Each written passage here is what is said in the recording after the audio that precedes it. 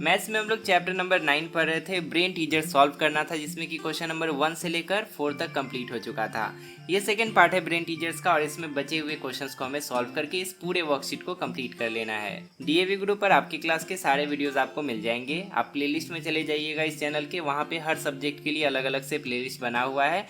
किसी भी चैप्टर का वीडियो आप आसानी से ढूंढ सकते हैं। पहली बार हमारा वीडियो देख रहे हैं तो चैनल को सब्सक्राइब करके बेल आइकन को प्रेस भी कर लीजिएगा, ताकि जब भी हम कोई नया वीडियो अपलोड करें उसका नोटिफिकेशन आप तक पहुंच जाए। मेरा एक दूसरा चैनल भी है, मैकी एक्सप्लेन्स। यहाँ पे हम क्लास 9th और 10th का कंटेंट अपलोड करते हैं। अगर आप फ्यूचर में भी मेरे साथ पढ़ना चाहते हैं तो आप इस चैनल को भी सब्सक्राइब कर लीजिएगा, वहाँ पे भी आपको वीडियोज़ मिलते रहेंगे। आज हम लोग क्वेश्चन 5 से स्टार्ट करेंगे। इससे पहले के क्वेश्चंस आपको पार्ट 1 में मिल जाएंगे। The digit at ones place of 2 digit number is 4 times the digit at 10th place. The number obtained by reversing the digit exceeds the given number by 54। Find the given number. बहुत आसान question है। एक number है जिसमें कि 2 digits हैं।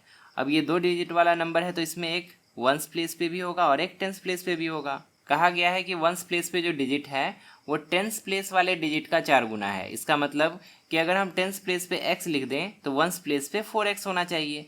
यहाँ जो भी नंबर है उसका 4 गुना यहाँ पे भरना है, ऐसा हमें बोला गया क्वेश्चन में। एक और कंडीशन दिया है कि अगर हम डिजिट्स को रिवर्स कर दें तो जो नंबर बनता है वो पुराने नंबर से 54 अधिक हो जाता है। तो अगर आप डिजिट्स को रिवर्स करेंगे तो क्या होगा, जो बाद में डिजिट था वंस प्लेस पे जो था वो 10th प्लेस पे आ जाएगा, और जो 10th प्लेस पे था वो वंस प्लेस पे आ जाएगा। यही ना अंतर होगा। और ये जो नया नंबर बनेगा, ये नंबर पुराने नंबर से बोला है कि 54 अधिक है ना, पुराने नंबर से 54 अधिक है ये वाला नंबर। इतना हमने कर लिया। अब हम लोग आसानी से इक्वेशन बना सकते हैं। अब देखिए, ये जो नंबर है इसका वैल्यू क्या होगा। 10th वाले को 10 से मल्टीप्लाई करते हैं, वंस वाले को 1 से मल्टीप्लाई करते हैं, तब उस नंबर का वैल्यू हमें मिल जाता है। हम बार बार बताए हैं इस तरह के क्वेश्चंस में। तो ऊपर वाले नंबर, ओरिजिनल नंबर जो है, उसका वैल्यू क्या होगा, 10x प्लस 4x। कैसे ये हुआ, इसको हमने 10 से मल्टीप्लाई किया तो 10x हो गया, इसको हमने 1 से मल्टीप्लाई किया तो 4x ही रह गया। तो 10x प्लस 4x ये इस नंबर का वैल्यू हो गया। अब ये वाला जो नंबर है इस वाले नंबर से 54 कम है, यानी कि अगर हम इसमें 54 ऐड कर देंगे तब ये वाला नंबर हमें मिलेगा। तो हम इस साइड इस नंबर में 54 ऐड कर देते हैं। It will be equal to the reverse number. ये जो है इसमें अगर 54 ऐड करेंगे तो आपको ये नंबर मिलेगा।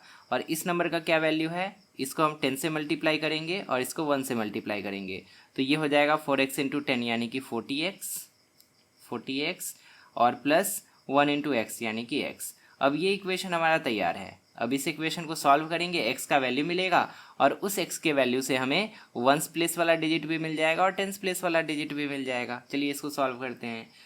10x प्लस 4x हो जाएगा 14x plus 54 is equal to, इधर 40x प्लस x 41x हो जाएगा। 14x को उस तरफ भेज देते हैं तो इधर 54 केवल बचेगा, इधर हो जाएगा 41x माइनस 14x। सब्ट्रैक्ट करने के बाद बचेगा 27x और इधर 54, तो x इक्वल टू हो जाएगा 54 by 27 that is equal to 2।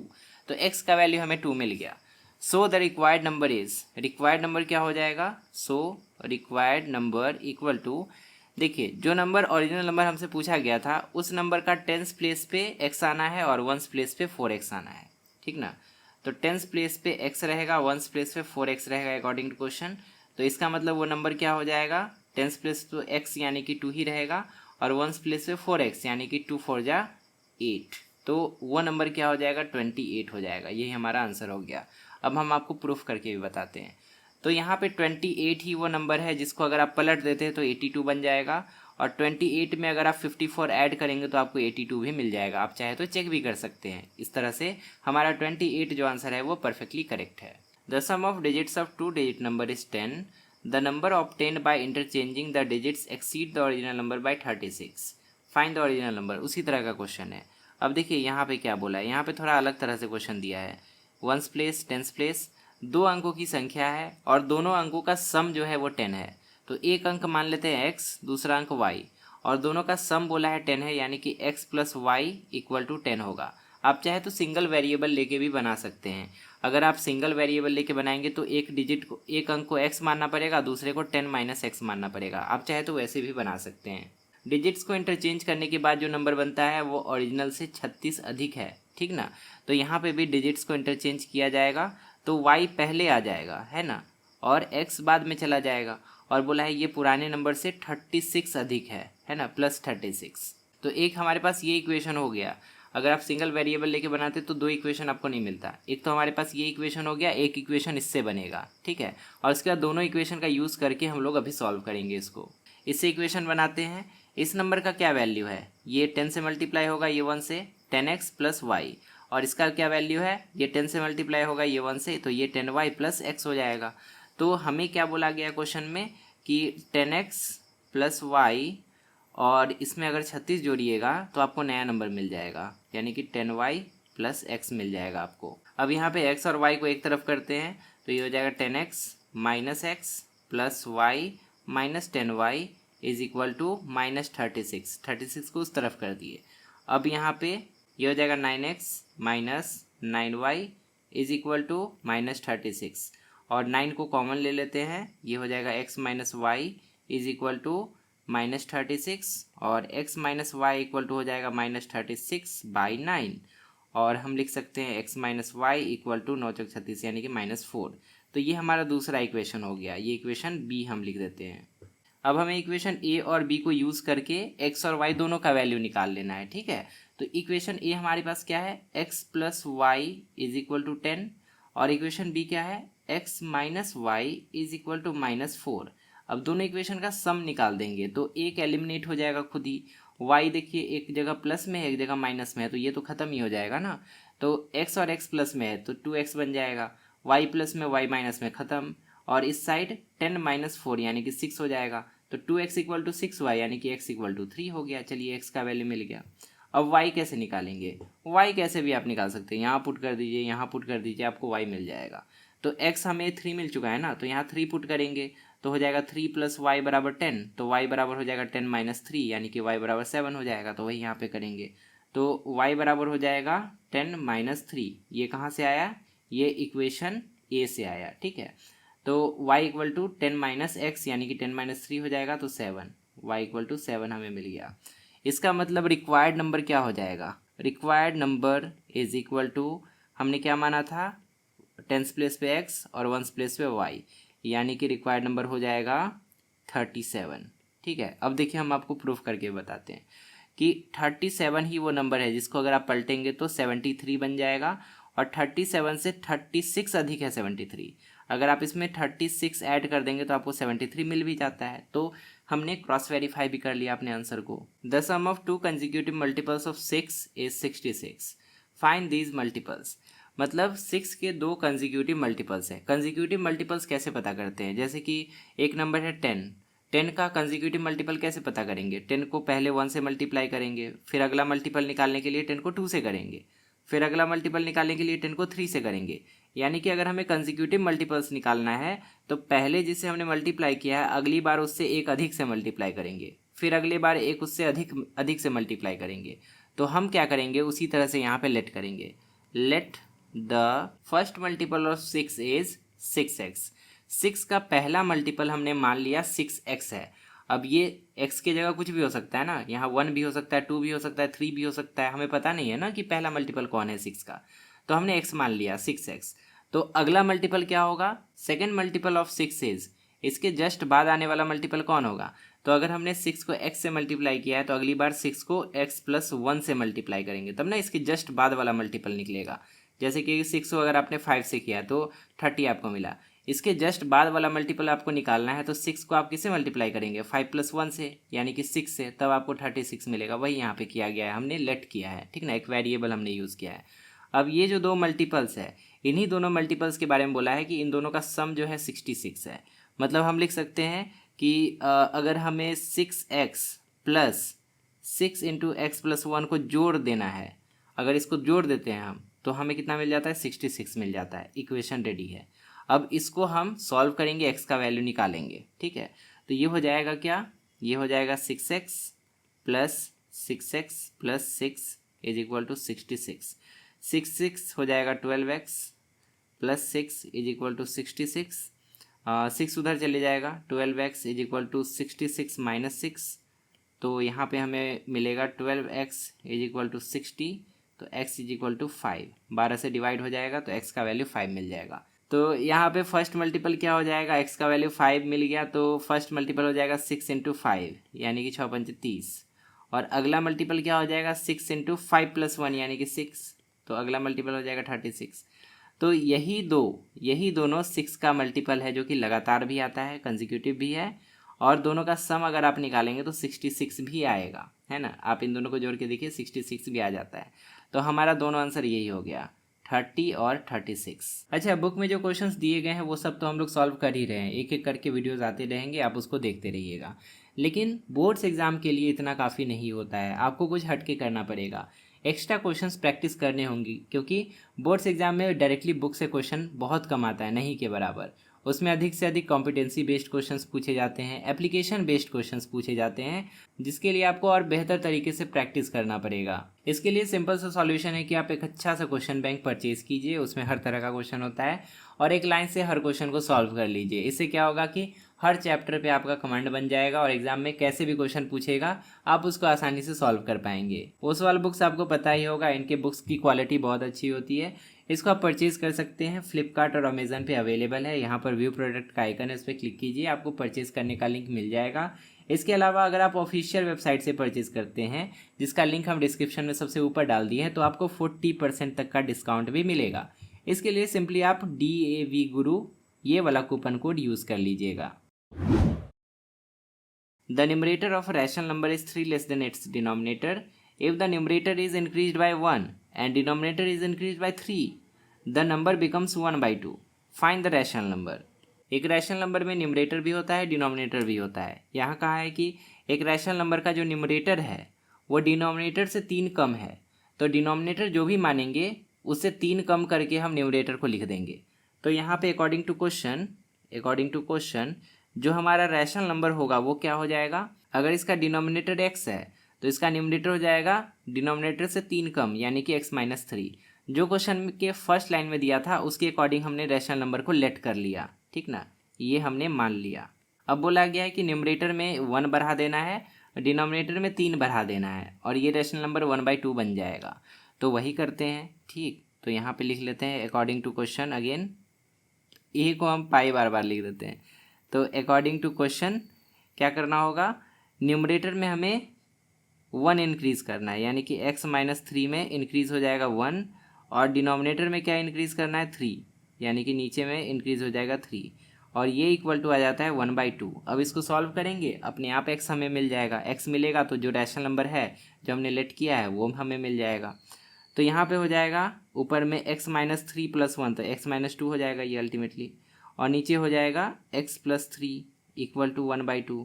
Cross multiply करेंगे अब, तो यहाँ पे हो जाएगा 2 × x-2 is equal to x+3, 2 × x 2x - 2 × 4 is equal to x+3।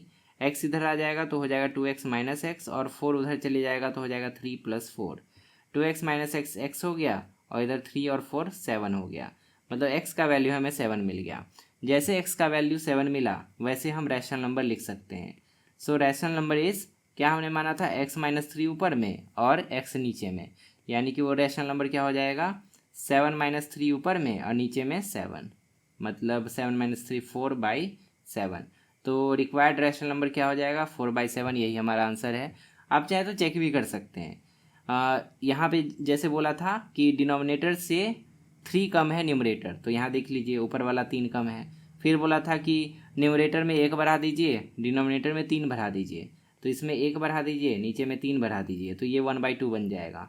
तो ऊपर में 1 बढ़ाने पे होता है 5, नीचे में 3 बढ़ाने पे होता है 10, तो ये तो 5/10 बना, 1/2 कहाँ बना, अरे कैंसिल आउट कीजिएगा तो 1/2 बनेगा ना, 5 × 1 = 5, 5 × 2 = 10, तो बन गया ना 1/2। तो हमने वेरीफाई भी कर लिया कि हमारा आंसर सही है। A race boat covers a distance of 60 km downstream in 1.5 hours. It covers this distance upstream in 2 hours. The speed of the race boat in still water is 35 km/h. Find the speed of the stream. पहले तो upstream और downstream को revise करवा देते हैं। नदी एक particular दिशा में बहती है, अगर आप नदी की दिशा में नाव लेकर जा रहे हैं तो उसको कहते हैं डाउन स्ट्रीम जाना। डाउन स्ट्रीम जाने में कम समय लगता है क्योंकि नदी का पानी आपकी हेल्प करता है इस दिशा में जाने में। लेकिन अगर आप उल्टे दिशा में जाते हैं तो इसको कहते हैं अप स्ट्रीम जाना। अप स्ट्रीम जाने में ज़्यादा मेहनत करना पड़ता है, ज़्यादा समय लगता है, क्योंकि यहाँ पे नदी का पानी आपको अपोज कर रहा है। अब एक सिंपल सा डायग्राम बना लेते हैं ताकि क्वेश्चन को सॉल्व आसानी से किया जा सके। मान लेते हैं नदी इस दिशा में बह रही है और बोला गया है कि डिस्टेंस कितना कवर करती है। जो नदी में नाव चल रही है वो 60 किलोमीटर का डिस्टेंस कवर करती है। तो यहाँ से यहाँ तक का डिस्टेंस 60 किलोमीटर हो गया। एक छोटा सा नाव भी बना लेते हैं यहाँ पे, ये हमारा नाव हो गया।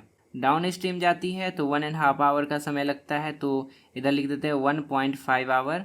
और अप स्ट्रीम अगर नाव जाती है तो उसको कितना समय लगता है, 2 घंटे का समय लगता है। लगे भी क्यों ना, उल्टी दिशा में जा रही है ना, तो अप स्ट्रीम जाने में 2 आवर्स का समय लगता है। बोट का खुद का स्पीड 35 किलोमीटर पर आवर है, ये भी हमें दिया है। अब देखिए बोट का तो खुद का स्पीड है ही, इस वाले स्ट्रीम का भी तो स्पीड होगा। तो यहाँ पे मान लेते हैं let the speed of stream is x kilometre per our. मान लेते हैं ये जो नदी का पानी है ना x किलोमीटर पर आवर की गति से इस तरफ बढ़ रही है। नाव का खुद का स्पीड हमें दिया गया है, ये क्या है 35 किलोमीटर पर आवर। अब सोचिए ज़रा कि नाव जब इस दिशा में जा रही होगी तो उसका स्पीड क्या होगा, इसका खुद का स्पीड तो 35 होगा ही, प्लस ये जो पानी का स्पीड है वो भी उसमें एडअप हो जाएगा, है कि नहीं। तो इस डायरेक्शन में उसका स्पीड क्या हो जाएगा, इस डायरेक्शन में उसका स्पीड हो जाएगा 35 plus x kilometre per our, होगा कि नहीं। और जब नाव उल्टे दिशा में जाएगी तो यहाँ पे माइनस हो जाएगा, ये हो जाएगा 35 minus x kilometre per our. Down stream जाने में स्पीड बढ़ जा रहा है, नाव का खुद का स्पीड है प्लस पानी का स्पीड भी ऐड हो गया, इसी कारण से कम समय लग रहा है। अप स्ट्रीम जाने में यहाँ पे पानी का स्पीड माइनस हो गया, नाव का स्पीड में से पानी का स्पीड माइनस हो गया, इसीलिए ज़्यादा समय लग रहा है। अब देखिए नाव चाहे डाउन स्ट्रीम जाए या अप स्ट्रीम जाए, ये जो डिस्टेंस है वो तो सेम रहने वाला है ना। नाव 60 किलोमीटर ही ट्रैवल कर रही है, डिस्टेंस दोनों केस में कांस्टेंट है, ये बात आप ध्यान से देखिएगा। मतलब अगर हम डाउन स्ट्रीम जाने के हिसाब से डिस्टेंस निकाले या अप स्ट्रीम जाने के हिसाब से डिस्टेंस निकाले, दोनों सेम होना चाहिए। तो क्या करते हैं, डिस्टेंस का फॉर्मूला पहले आपको बता देते हैं कि डिस्टेंस इज इक्वल टू क्या होता है, ये होता है स्पीड इनटू टाइम। अगर आप स्पीड और टाइम को मल्टीप्लाई करेंगे आपको डिस्टेंस मिल जाएगा। तो अप स्ट्रीम के केस में इस डिस्टेंस क्या होगा, यहाँ पे लिखते हैं अप स्ट्रीम, ठीक है। अप स्ट्रीम के केस में डिस्टेंस जो होगा वो हो जाएगा speed into time. Up stream के केस में स्पीड है 35 माइनस एक्स और टाइम कितना लग रहा है, 2 आवर्स का समय लग रहा है। डाउन स्ट्रीम के केस में क्या है, डाउन स्ट्रीम के केस में डिस्टेंस जो है वो कितना है, ये है 35 प्लस एक्स, ये हो गया आपका स्पीड, और टाइम कितना लग रहा है 1.5 आवर। तो हम अप स्ट्रीम के केस में भी डिस्टेंस लिख दिए और डाउन स्ट्रीम जाते वक्त का भी डिस्टेंस लिख दिए। कहा गया है कि दोनों आपस में बराबर है, 60 किलोमीटर का ही डिस्टेंस ही ट्रैवल करती है, चाहे वो अप स्ट्रीम जाए या डाउन स्ट्रीम जाए। मतलब this can be equated with this, है ना, हम इतना बराबर इतना लिख सकते हैं। तो हम यहाँ पे लिख देंगे according to question 35 minus x into 2, है ना, होल मल्टीप्लाइड बाई 2 है, is equal to 35 plus x into 1.5। अब इस इक्वेशन को सॉल्व करेंगे, एक्स का वैल्यू मिलेगा, आंसर हमें पता चल जाएगा।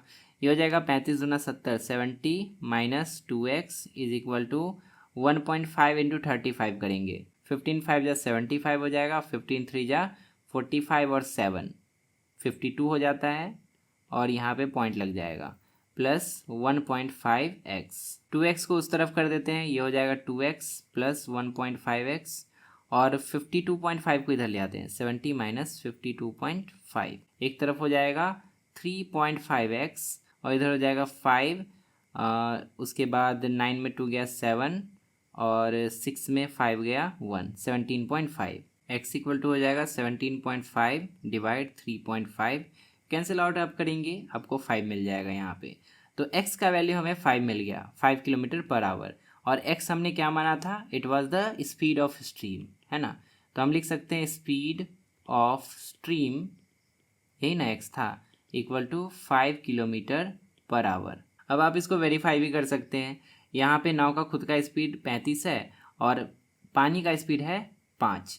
तो जब नाव डाउन स्ट्रीम जाएगी तो ये 40 के स्पीड से चलेगी, जब नाव अप स्ट्रीम जाएगी तो ये 30 के स्पीड से चलेगी, है ना। स्पीड में अंतर आ गया ना, इसी कारण से टाइम यहाँ पे कम और यहाँ पे ज़्यादा लग रहा है।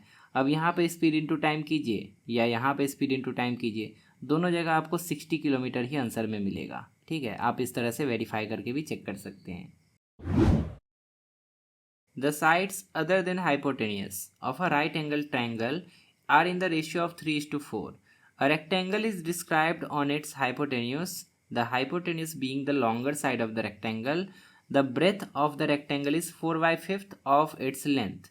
Find the shortest side of the right triangle if the perimeter of rectangle is 180 centimetre. तो देखिए पहले इसका फिगर बनाते हैं। फिगर बना, बस आपको आंसर मिल जाएगा। एक राइट एंगल ट्रायंगल के बारे में यहाँ पे बात किया गया है। राइट एंगल ट्रायंगल बना लेते हैं।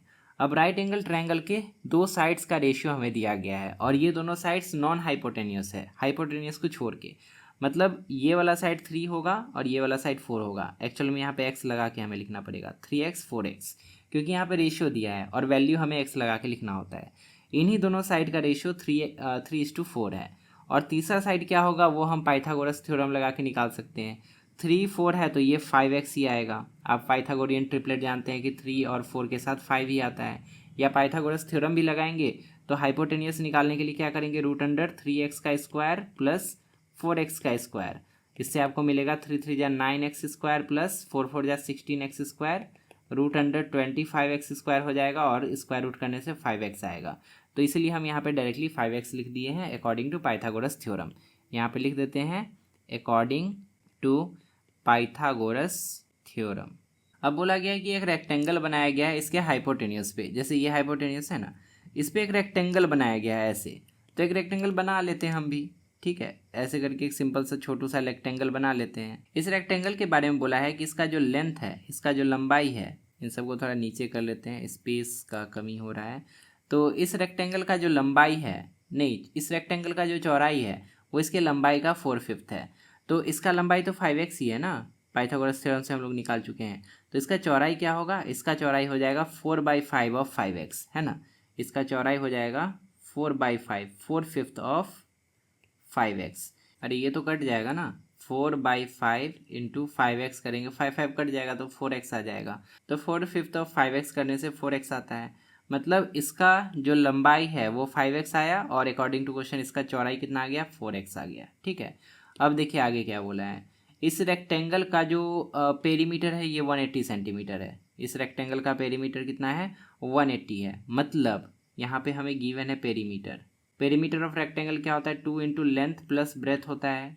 तो हमें पेरीमीटर ही दे दिया है 180। 2 इंटू लेंथ कितना है, लेंथ है 5x, ब्रेथ कितना है, ब्रेथ है 4x। अब इसको सॉल्व करेंगे तो x हमें मिल जाएगा 180 और 2 डिवाइड हो जाएगा तो इधर 90 बचेगा और 5x 4x 9x हो जाएगा। 9x इक्वल टू 90 और इससे हमें मिल जाएगा x इक्वल टू 9 नहीं 10, x इक्वल टू 10 हमें मिल गया। अब जैसे x इक्वल टू 10 हमें मिला, हम कुछ भी निकाल सकते हैं। हमसे पूछा क्या है, ध्यान से देखिए किधर गया। हमसे पूछा था find the shortest side of right triangle. Right triangle का शॉर्टेस्ट साइड पूछा था। तो राइट ट्रायंगल का शॉर्टेस्ट साइड कौन होगा, ये 3 साइड्स हैं इसके। सबसे छोटा साइड तो 3x ही होगा, है कि नहीं। 4x डेफिनेटली इससे बड़ा होगा, 5x तो और बड़ा होगा। तो यहाँ पे लिख सकते हैं हम shortest side of right triangle is 3x, है ना। ये तो 3x है और x का वैल्यू 10 आया है, यानी कि 3 इंटू 10 हो जाएगा 30 सेंटीमीटर। यूनिट क्या था, सेंटीमीटर था क्या, सेंटीमीटर था यूनिट। तो यहाँ पे 30 सेंटीमीटर इसका आंसर हो जाएगा। Divide 243 into 3 parts such that half of the first part, 1/3 of the second part and 1/4 of the third part are all equal। अब देखिए क्या है क्वेश्चन। एक नंबर है 243, इसको 3 हिस्सों में बांटना है। ये पहला हिस्सा हो गया, ये दूसरा हिस्सा और ये तीसरा हिस्सा। मान के चलते कि पहला हिस्सा x है, दूसरा हिस्सा y है और तीसरा हिस्सा z है। ये तीनों हमने क्या कर लिया, लेट कर लिया। According to question first part का हाफ, सेकेंड पार्ट का 1/3 और थर्ड पार्ट का 1/4 आपस में बराबर हैं। तो अगर हम फर्स्ट पार्ट का हाफ कर दें यानी कि x/2 हो जाएगा ये, सेकेंड पार्ट का 1/3 कर दें तो y/3 हो जाएगा और थर्ड पार्ट का 1/4 कर दें तो थर्ड पार्ट तो z है, z/4 हो जाएगा। All of them are equal, ये सारे के सारे बराबर हैं और ये सारे के सारे बराबर हैं तो ये सारे के सारे किसी एक ही नंबर के बराबर होंगे।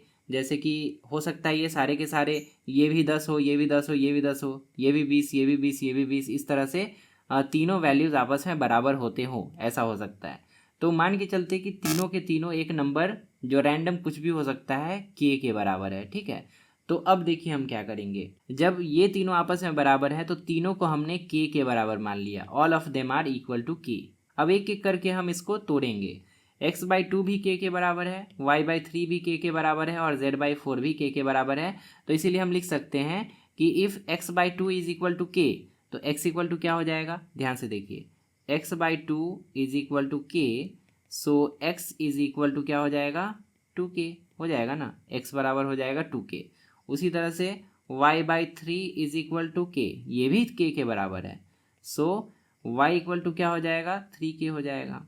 और z/4 is also equal to के, z/4 is also equal to के, सो z इक्वल टू क्या हो जाएगा, 4k हो जाएगा। सिंपली हमने क्या किया, इसको उधर भेजा, इसको उधर भेजा, इसको उधर भेजा, हमें x, y और z का वैल्यू मिल गया 2k, 3k, 4k। मतलब अभी तक हमें क्या पता चला है कि x is equal to 2k, y is equal to 3k और z is equal to 4k। अब देखिए ये जो तीनों हिस्सा हुआ है, तीन पार्ट जो हुआ है वो 243 से ही तीन टुकड़ों में बटा है ना। मतलब अगर आप इन तीनों को जोड़ दें तो आपको वापस से 243 मिल जाएगा, है कि नहीं। तो हम लिख सकते हैं according to question 2k plus 3k plus 4k is equal to 243। 2 3 5 और 4 9 हो जाएगा, 9k इज इक्वल टू 243। 9 से ये कट जाएगा, k is equal to 243/9 which is equal to 27। k का वैल्यू हमें मिल गया 27। अब इस k के वैल्यू से हम तीनों वैल्यूज़ पता कर सकते हैं। x का वैल्यू क्या था, ये था 2k, y का वैल्यू था 3k और z का वैल्यू था 4k, यही था ना। तो x का एक्चुअल वैल्यू हो जाएगा 2 × 27 क्योंकि k का वैल्यू 27 आया है। y का एक्चुअल वैल्यू हो जाएगा 3 × 27, z का एक्चुअल वैल्यू हो जाएगा 4 × 27। It is equal to 54, it is equal to 81 और ये हो जाएगा 108। तो इस तरह से x, y और z इन तीनों का वैल्यू हमने निकाल लिया। तो क्वेश्चन के अकॉर्डिंग कैसे बोला गया था कि 243 को तीन हिस्सों में बांटना था, है ना। तो 243 को तीन हिस्सों में कैसे बांटना चाहिए, एक को 54, दूसरा को 81 और तीसरा को 108। ऐसा अगर आप बांटेंगे ना तभी इसका आधा, इसका 3 भाग और इसका 4 भाग आपस में बराबर होगा। अब इसको सॉल्व कीजिए, इसको सॉल्व कीजिए, इसको सॉल्व कीजिए, आपको एक ही नंबर मिलेगा, डेट इज़ 27। लास्ट क्वेश्चन इस वर्कशीट का, a purse has only 2 rupees and 5 rupees coin. एक पर्स में 2 रुपये का सिक्का है, बना लेते 2 रुपये का सिक्का, ये हो गया हमारा 2 रुपये का सिक्का। और एक 5 रुपये का सिक्का है, थोड़ा छोटा होता है ना 5 रुपये का सिक्का, तो ये 5 रुपये का सिक्का हो गया। The sum of the coins is 36 and the total value of coins is 84। तो ये है कॉइन्स की संख्या, टोटल 36 कॉइन्स है और उन कॉइन्स का वैल्यू कितना है, 84 है। Find the numbers of 5 rupee coin. तो 5 रुपये के कितने सिक्के हैं वो हमें बताने हैं। तो देखिए टोटल सिक्के 36 ही है, तो अगर हम 2 रुपीज़ के x सिक्के मानते हैं, ठीक ना, अगर हम इसको मान ले कि 2 रुपये के x सिक्के हैं तो 5 रुपये के कितने सिक्के हो जाएंगे, टोटल 36 ही है ना। तो ये हो जाएगा 36 माइनस x, जितना 2 रुपये का होगा वो टोटल में से घटा देंगे तो जो बचेगा वही ना 5 रुपये का होगा। तो 36 माइनस x ये भी हमने लेट कर लिया। अब इन दोनों का टोटल वैल्यू 84 है, तो 2 रुपये का x कॉइन और 5 रुपये का 36 माइनस x कॉइन, जब इसको ऐडअप करेंगे उनका वैल्यू निकालेंगे तो 84 आएगा।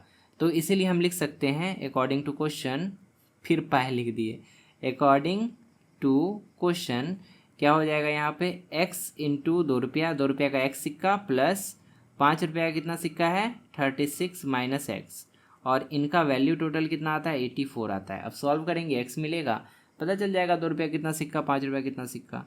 तो ये हो जाएगा 2x प्लस 5 × 36, ये हो जाएगा 180 minus 5 × x, 5x is equal to 84। अब यहाँ पे 2x माइनस 5x, ये तो माइनस 3x हो जाएगा, और 180 उधर जाके 84 माइनस 180 हो जाएगा। सब्ट्रैक्ट करेंगे तो इधर आ जाएगा माइनस 96 और इधर आ जाएगा माइनस 3x। तो x इक्वल टू क्या आ जाता है, माइनस 96/-3। तो 3 से 3 बार में, 3 से 2 बार में 32 आ गया, x का वैल्यू 32 आ गया। इसका मतलब ये हुआ कि 2 रुपये के कितने सिक्के, 2 रुपये के 32 सिक्के, ठीक है, 32 कॉइन्स। और 5 रुपये के कितने सिक्के, 36 माइनस 32, यानी कि ये हो जाएगा 4 कॉइन्स, ठीक है। तो यही हमारा आंसर हो जाएगा। अगर आप चाहें तो ऐड भी करके देख सकते हैं। 2 रुपये का 32 कॉइन यानी कि 64 रुपया हो गया, और 5 रुपये का 4 कॉइन यानी कि कितना हो गया, 5 और 20 रुपया, और दोनों को अगर आप ऐड करेंगे तो आपको 84 रुपीज़ मिल जाएंगे, जो कि यहाँ पे क्वेश्चन में कहा भी था। तो इसी हिसाब से हमारा ये जो आंसर है बिल्कुल परफेक्ट है। 32 coins and 4 coins is the correct answer. Finally हमने ब्रेन टीचर्स को पूरा कंप्लीट कर लिया। अब आपको किस वर्कशीट का सॉल्यूशन चाहिए कमेंट में लिखिएगा, उसको भी हम अपलोड कर देंगे। एक्स्ट्रा क्वेश्चंस के लिए इन बुक्स को परचेज कर लीजिएगा। यहाँ पर व्यू प्रोडक्ट का आइकन है, उस पर क्लिक कीजिए, परचेज करने का लिंक मिल जाएगा। इसके अलावा आप ऑफिशियल वेबसाइट पर भी जा सकते हैं, डिस्क्रिप्शन में लिंक है।